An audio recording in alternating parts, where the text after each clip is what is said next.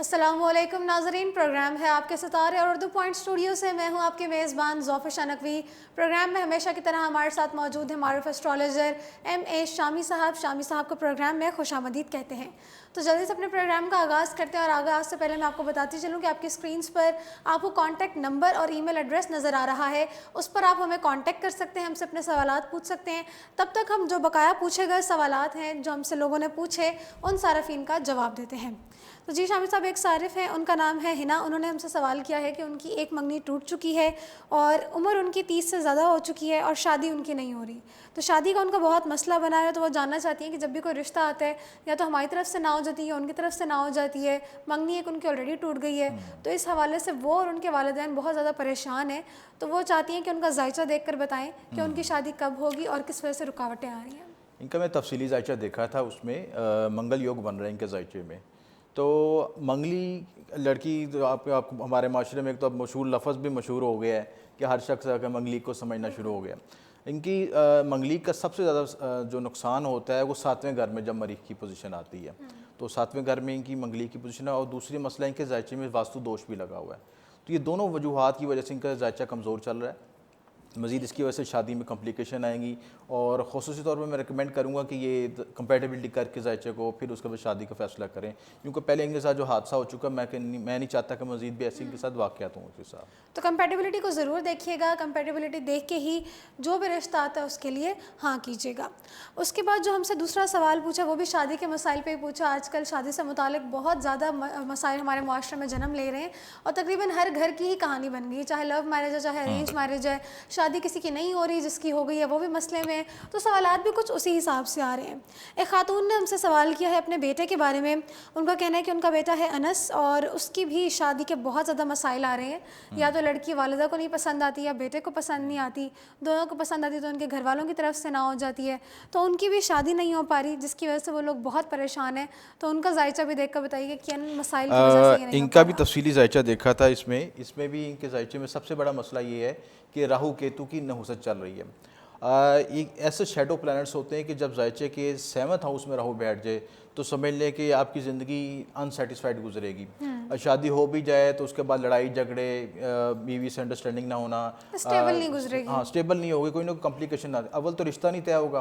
कुछ लोग हासदीन हैं जो कि इनकी लेग पुलिंग भी करेंगे और रिश्ता होने में भी रुकावटें पैदा करेंगे। तो ये सारे इश्यूज़ आएंगे। इनके लिए खुसूसी तौर पर इनको रेमेडीज़ करनी चाहिए। वो रेमेडीज़ में रब्ता कर लें तो इंशाल्लाह मज़ीद उनको गाइड कर देंगे इंशाल्लाह। जी। इसके बाद हमसे सवाल किया मंसूर साहब ने, तनवीर अहमद साहब ने और तौसीफ़ साहब ने। लेकिन आप लोगों ने अपना डेटा कंप्लीट नहीं भेजा, जिसकी वजह से हमने आपके सवालात प्रोग्राम में शामिल नहीं किए। आपने अपना date of birth, place of birth और टाइम ऑफ बर्थ, ये तीनों चीज़ें जायचे के लिए बहुत अहम हैं। आप जो भी सवाल करना चाहते हैं आपने इन तीनों चीज़ों की डिटेल के साथ हमें भेजना है, ताकि आपके सवाल को हम बासानी प्रोग्राम में शामिल कर सकें और आपके जायचे की जो करेक्ट बात है वो भी हम आपको बता सकें। उसके बाद आगे बढ़ते हैं और तीसरा सवाल भी शामिल करते हैं। ये भी शादी के हवाले से ही हमसे पूछा गया है। शामिर साहब, हमेशा ही आप कहते हैं कंपैटिबिलिटी देख के इंसान को शादी करनी चाहिए, सितारों का जोड़ होगा, सितारों की केमिस्ट्री मिलेगी तभी जाके ज़िंदगी में दो लोगों की केमिस्ट्री भी मिलेगी। एक खातून ने हमें बहुत लंबा चौड़ा मैसेज लिख के भेजा है, जो वाकई काफ़ी बड़ा मैसेज था आम मैसेजेस से। उनका ये कहना है, उन्होंने कंपैटिबिलिटी भी चेक कराई, उनके लव मैरिज थी, घर वाले भी राज़ी थे, शादी में किसी किस्म के कोई मसाइल नहीं थे। लेकिन उसके बावजूद खुशहाल ज़िंदगी गुजारते गुजारते अचानक उनके मसाइल इतने बढ़ गए कि उनकी नौबत अब तलाक तक आ गई है। तो वो जानना चाहती हैं कि अब क्या ऐसा मसला हुआ है कि उस टाइम जायचे में कोई मसला नहीं आ रहा था, कंपैटिबिलिटी बिल्कुल ठीक थी, लव मैरिज थी, घर वाले राज़ी थे, लेकिन अब नौबत तलाक तक आ गई है।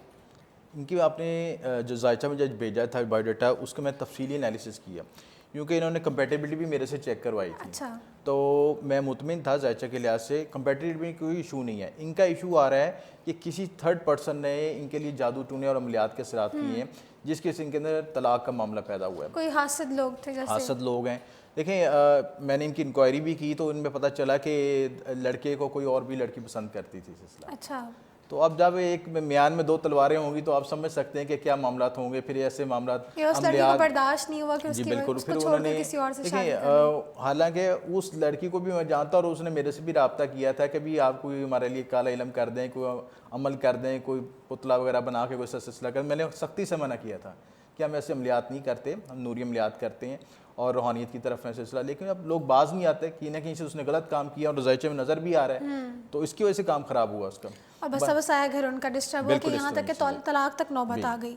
तो बिल्कुल ये हमारे माशरे का बड़ा अलमिया बन चुका है इस वक्त जी। कि शादी के मसाइल और शादी के जो मामलात के हवाले से जो मसाइल हमें देखने में आ रहे हैं वो बहुत ज़्यादा बढ़ चुके हैं। मैं सजेस्ट करूँगा नहीं कि अपने ये स्पिरिचुअल रेमेडीज़ करें, रूहानी इलाज करें, तो इंशाल्लाह मसले से निकल जाएंगे, दोबारा बेहतर हो जाएगा मामला। हम भी यही दुआ करेंगे जी कि तलाक इंशाल्लाह। की नौबत ना आए जी और इंशाल्लाह। स्पिरिचुअल रेमेडीज़ की वजह से आपका जो ये मसला है ठीक हो जाए। तो शामी साहब को आप ज़रूर इस हवाले से कांटेक्ट कर लीजिएगा। अब आगे बढ़ते हैं, प्रोग्राम में हमारे एक नए सेगमेंट को आपकी जानिब हम इंट्रोड्यूस कराने जा रहे हैं।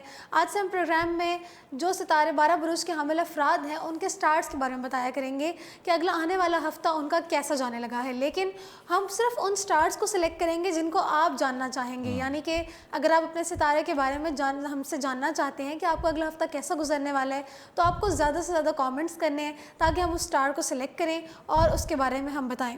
तो आज के प्रोग्राम में जो हमने स्टार सेलेक्ट किए हैं जिनका हम अगला हफ्ता कैसा रहेगा उसके बारे में बताएंगे, वो है एरीज, वर्गो और कैप्रिकॉन। तो शुरू करते हैं एरीज से।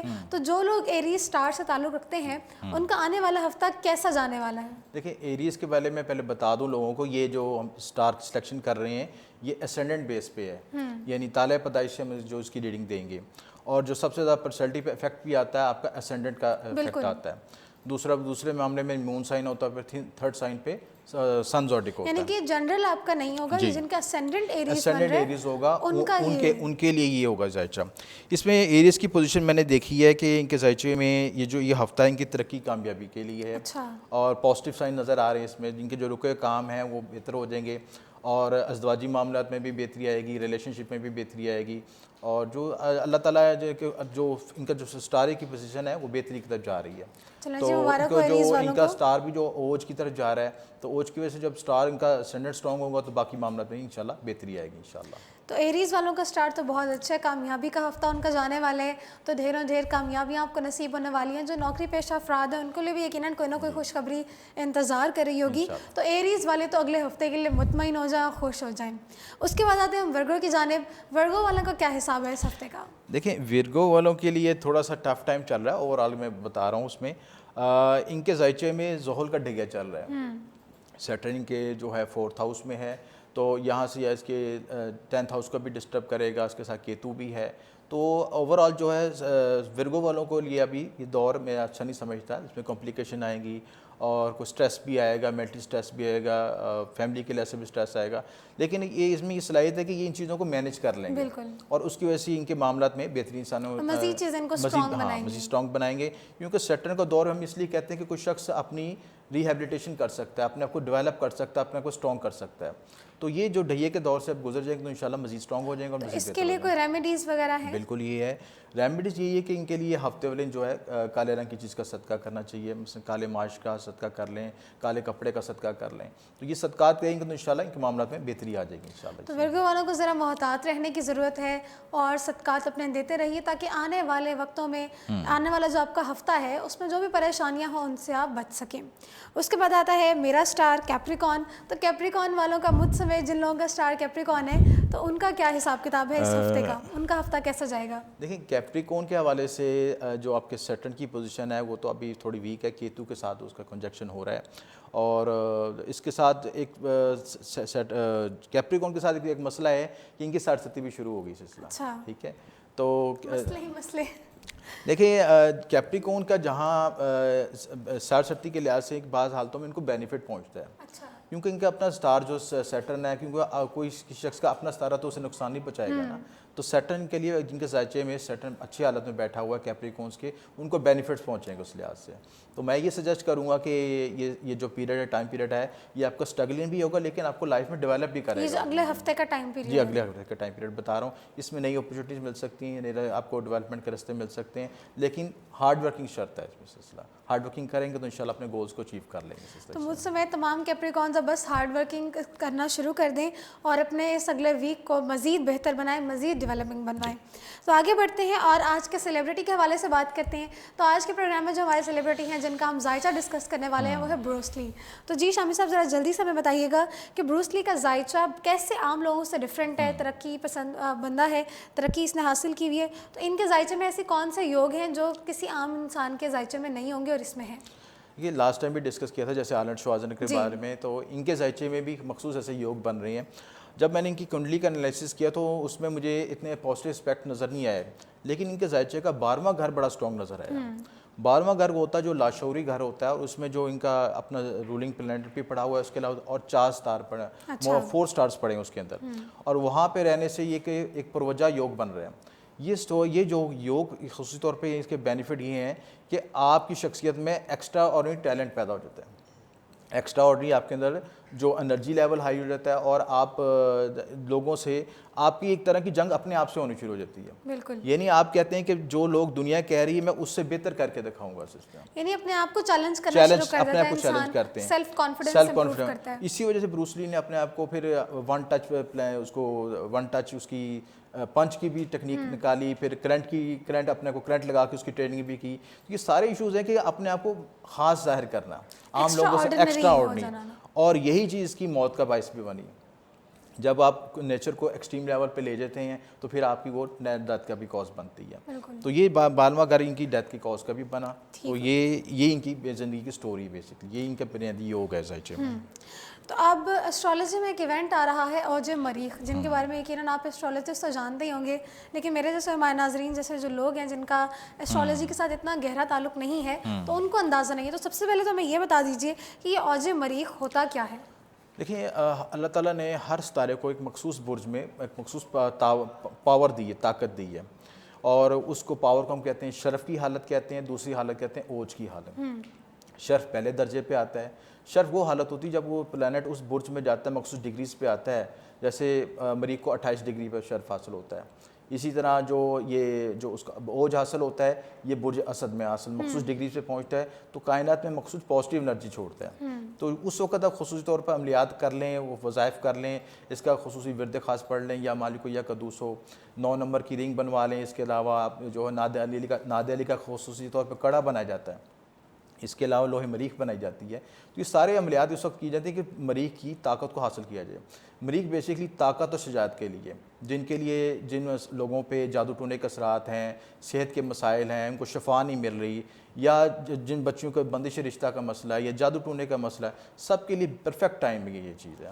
तो ये तो बात आपने कर ली सारी पॉजिटिव एनर्जी की। क्या इस पॉजिटिव एनर्जी को लोग कोई नेगेटिव तरीके से भी यूज़ कर सकते हैं?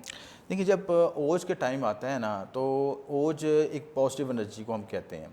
इसकी तरह जब सितारा हबूत की तरफ जाता है या वबाल की तरफ जाता है, वो नेगेटिव एनर्जी होती है। जब सितारे का जवाल होता है उस वक्त मनफी अमलियात होते हैं, इस टाइम में सिर्फ पॉजिटिव अमलियात, यानी कि मुबारक वक्त है, उससे ज़रूर फ़ायदा उठाना चाहिए। और इसकी टाइमिंग भी बताता हूँ, 30 जुलाई को ख़ास वक्त आ रहा है, बरोज़ 12:40 से सुबह 12:40 पे शुरू होगा, और ये 1 अगस्त को ख़त्म होगा 2:25 पे। तो इसमें जो आपने व्रत बताए उनके अलावा और क्या क्या किया जा सकता है? इसमें आप खुसूसी वज़ाइफ कर सकते हैं, या मालिक या कदूसों का वजीफ़ा पढ़ सकते हैं, 9 नंबर की रिंग पहन सकते हैं। इसके अलावा आप लोहे मरीख बनवा सकते हैं। ये तमाम फ़ायदे हैं। और नादे अली की खुसूसी तौर पर जो है उसका कड़ा भी बनाया जाता है, उसके ज़रूर फ़ायदा पड़ता है। इसके बाद आज का जो हमारा स्टोन है वो है मोए नजफ़। मोए नजफ़ को हम डिस्कस करेंगे। तो जी शामिर साहब, सबसे पहले हमें बताइए कि मोए नजफ़ के क्या क्या फ़वाइद हैं? देखिए, मौला अली का स्टोन है और मेरा फेवरेट स्टोन है चीज़ है, और नजफ़ से इसका ताल्लुक़ है, और रवायत है कि मौला अली को गिफ्ट के तौर पे दिया गया था। तो जो चीज़ हज़ूर सल्लल्लाहु अलैहि वसल्लम से मंसूब हो जाए, मौला अली से मंसूब हो जाए, तो फिर उसके बाद तो गुंजाइश नहीं रहती उसकी फजीलत बयान। आसान अल्फाज में बता देता हूँ कि ख़ुसूसी तौर पर ये जो स्टोन है आपके बहादरी शजात, यानी समझ लें जो स्टोन पहनेगा मौला अली की खसूसियत उसमें आनी शुरू हो जाएंगी। यानी बहादरी, शजात, इल्म, नॉलेज, यानी जितनी भी पॉजिटिव इनकी खसूसियत थी वो सारी उसमें कन्वर्ट हो जाएंगी। तो ये ख़ुसूसी तौर पे इसकी निशानी भी आपको बताता हूँ। जी बिल्कुल, निशानी की तरफ भी हम जाएंगे, लेकिन उससे पहले हमें ये बताएं कि इनको कौन से लोग पहन सकते हैं और कौन से नहीं पहन सकते। देखें, जो रूहानी स्टोन होते हैं ना, ख़ुसूसी तौर पर जैसे फ़िरोज़ा हो गया, मुए नजफ़ हो गया, जो कि किसी हस्ती से मंसूब है सिलसिला, वो तमाम मरूज के लिए हैं। अच्छा। मेरा जो ज़ाती अकीदा ये है कि जब आप किसी शख्सियत को कोई शख्स जैसे स्याह की पहनता है हज़रत सल्लल्लाहु अलैहि वसल्लम की निस्बत के तौर पे, या मुँह नजफ़ पहनता है मौला अली के निस्बत से, तो फिर बुर्ज पीछे रह जाते हैं। लेकिन एक इस्तिखारे की बात भी तो की जाती है जी ना, जैसे बिल्कुल। फ़िरोज़ा है, इसको इस्तिखारे के बगैर पहनने की जी इजाज़त नहीं दी जाती, बिल्कुल। तो इसके लिए भी इस्तिखारा ज़रूरी है कि बिल्कुल नहीं? ये है कि देखें, आपने जब रूहानियत की तरफ जाना है, आपने उलूम मख्फ़ी की तरफ जाना है, तो ये स्टोन आपको बेनिफिट पहुँचेंगे। अगर आप दुनियावी मामला की तरफ तरक्की करना चाहते हैं और चाहते हैं कि भी मुझे माशी तरक्की हो और जो रूहानी तरक्की है मुझे ना भी मिले, तो फिर ये आपके लिए स्टोन नहीं है। तो इसकी क्या-क्या निशानियाँ हैं, क्या पहचान है इसके असल होने की? असल होने के लिए सबसे बड़ी निशानी होती है कि इसमें बारीक बारीक लाइंस होती हैं, जो कि इसके अंदर ऐसे महसूस होता है कि इसके अंदर बाल हैं। जैसे पत्थर का नाम ही बता रहा है, हाँ, मुँह नजफ़, नजफ़ के बाल, नजफ़ के बाल इस तरह से, इसी तो पत्थर की तो निशानी भी यही उसमें होगी। निशानी होती है कि इसमें बारीक बारीक बाल होते हैं, उनको ये ट्रांसपेरेंट होता है, अच्छी क्वालिटी का लेंगे तो ट्रांसपेरेंट होगा, तो उसमें आप देखें। उसकी इसमें पहचान भी बताता हूँ कि मार्केट में फ़ेक भी मिलता है। तो फ़ेक पे होता है कि जो फ़ेक आम स्टोन पे लेके लोग उस पर किसी तरीके से कंप्यूटर से किसी मशीन से उस पर लाइनें खींच देते हैं, ऐसे महसूस होता है जैसे पे लाइनें हैं, तो वो हालांकि फ़ेक होता है। असल आप देखेंगे तो वो स्टोन जो उसके जो बाल हैं उसके अंदर महसूस होंगे। अच्छा। आप उसको रोशनी में देखेंगे ना तो लाइनें उसके अंदर महसूस होंगी, जो जाली होगा वो लाइंस उसके ऊपर प्रिंट हुई होंगी सिस्टम। तो ये उसका फ़र्क है। और दूसरा ये जो असल होता है, जो अच्छी क्वालिटी का होता है, उसमें जो आपके बाल होते हैं वो ज़्यादा नज़र आने चाहिए, ज़्यादा ब्लैक नज़र आने चाहिए और वाज़े नज़र आने चाहिए। जी, बहुत शुक्रिया शामी साहब। तो जी नाज़रीन, इसी के साथ हमारा प्रोग्राम बढ़ता है अपने अख्ताम की जानिब। एक दफ़ा फिर बताती चलूँ कि आपकी स्क्रीन्स पर आपको कॉन्टैक्ट नंबर्स और ईमेल एड्रेस मिल रहा होगा, जिसको आप कॉपी कर सकते हैं, जिस पर आप हमें कॉन्टैक्ट कर सकते हैं, अपने सवालात पूछ सकते हैं और अपने जायचे से मुतालिक कोई भी बात है, कोई कन्फ्यूजन है, कोई मसला आपको दरपेश आ रहा है, तो उसका हल आप हमसे जान सकते हैं। लेकिन आपको अपना time of birth, place of birth और time of birth, place of birth और डेट ऑफ बर्थ, सॉरी, तो ये तीनों चीज़ें आपने हमें लाजमी भेजनी है। डेटा आपको कंप्लीट होना चाहिए, डेटा कंप्लीट नहीं होगा तो हम एनालिसिस नहीं कर पाएंगे उस तरह से। तो इसी के साथ हमारा प्रोग्राम अब पहुंचता है अपने अख्ताम को। हमें दीजिए इजाज़त, अगले हफ्ते फिर हाजिर होंगे एक और दिलचस्प प्रोग्राम के साथ। तब तक के लिए अल्लाह हाफ़िज़।